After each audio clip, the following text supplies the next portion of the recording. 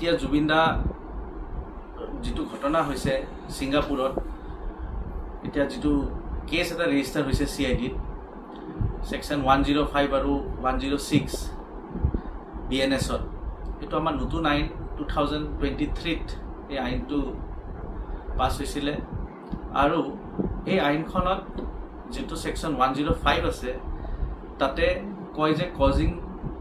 culpable homicide not amounting to murder ইয়াতে আপনার punishment minimum পানিশমেন্টে 5 years আছে আৰু ম্যাক্সিমাম পানিশমেন্ট 10 years আৰু নহলে লাইফ হ'ব পাৰে যাবজ্জীৱনো হ'ব পাৰে আৰু যেটো সেকশন 106 আছে হেতু হৈছে আপনার কজিং ডেথ বাই নেগলিজেন্স তাতে আপনার পানিশমেন্ট আপ টু 5 years আছে এতিয়া যেটো আপোনালোকৰ প্ৰশ্ন যে আমাৰ এতিয়া যেটো আপোনাৰ ভাৰতৰ যেটো আইন আছে BNS এইটো আন্ডাৰত সিঙ্গাপুৰত হোৱা মাৰ্ডাৰ এটা কভাৰ হ'বনে নাই বা ইনভেষ্টিগেট কৰিব পাৰা যাবনে নাই আৰু দুখী শাস্তি দিব পাৰা যাবনে নাই হেতু উত্তৰৰ কাৰণে আমি যাব লাগিব সেকশন 1 সাব ক্লজ 4 যেটো আছে BNS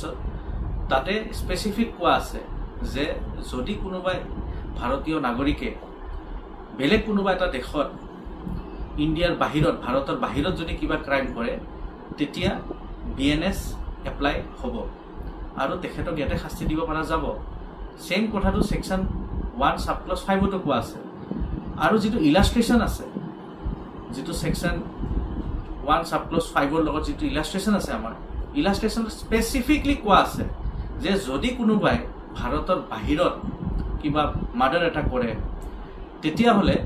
হে মানুহজনক ভাৰততে তেনে ধৰণে ট্ৰাই কৰিব পাৰিব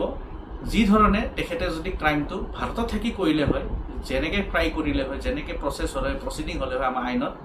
একে প্ৰসিডিংত তেখেতক ট্ৰায়াল চলোৱা হ'ব ইনভেষ্টিগেশন কৰা হ'ব ট্ৰায়াল চলোৱা হ'ব না শাস্তি দিয়া হ'ব গতিকে এইবোৰ আইনৰ প্ৰক্ৰিয়া আছে নাথাকা নহয় ইনভেষ্টিগেশন কৰিব পৰা যাব আৰু যেটো আমি এতিয়া বহুতে ডাউট কৰিছে যে এই তেখেতৰ যেটো মৃত্যু হেতু কেনেকে হল কি হল এখিনি তদন্ত হ'ব লাগে গতিকে তদন্তত কোনো বাধা নাই তদন্ত কৰিব পৰা যাব আইনে স্পেসিফিক প্ৰভিজনস আছে এই নতুন আইনখনৰ ইনভেষ্টিগেশন কৰিবলৈ আৰু যদি কোনোবা দুখী পায় দুখী শাস্তি দিবলৈও এখন আইনত প্ৰাৱধান আছে আৰু প্ৰাৱধানটো কোনো স্পেশাল বুলি নহয় একে ধৰণে চলিব এনেকুৱা যে ইণ্ডিয়াত যদি কৰিলে হয় ক্ৰাইমটো যি ধৰণে হলে হয় একে হ'ব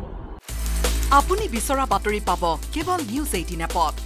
নিউজ 18 এপ ডাউনলোড কৰিবলৈ স্ক্যান কৰক এই QR কোড গুগল প্লে ষ্টৰতো পাব এই নিউজ 18 এপ